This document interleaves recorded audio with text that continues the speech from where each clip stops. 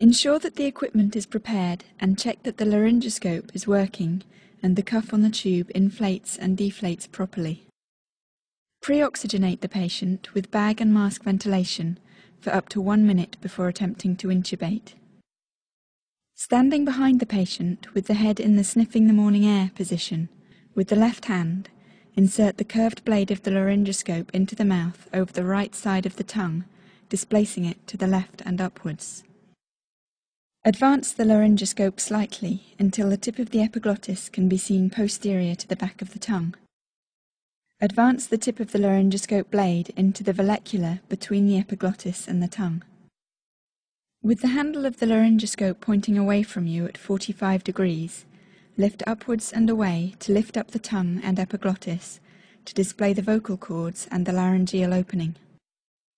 With the right hand, insert the endotracheal tube from the right-hand side of the mouth directly between the cords and into the trachea until the cuff passes through the cords.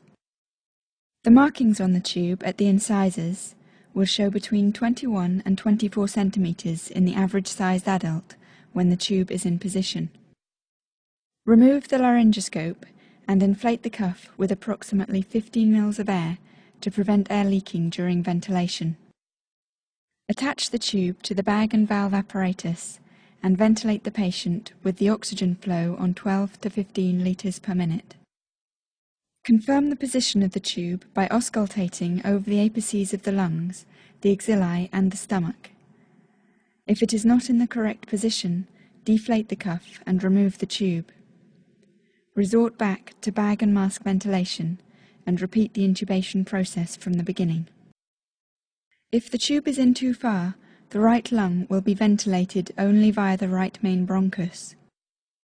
If this occurs, deflate the cuff and withdraw the tube 2 to 3 centimeters.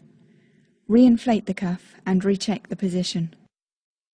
When the tube is in the correct position, tie it in place with cotton tape and attach the tube to the ventilating apparatus and ventilate the patient.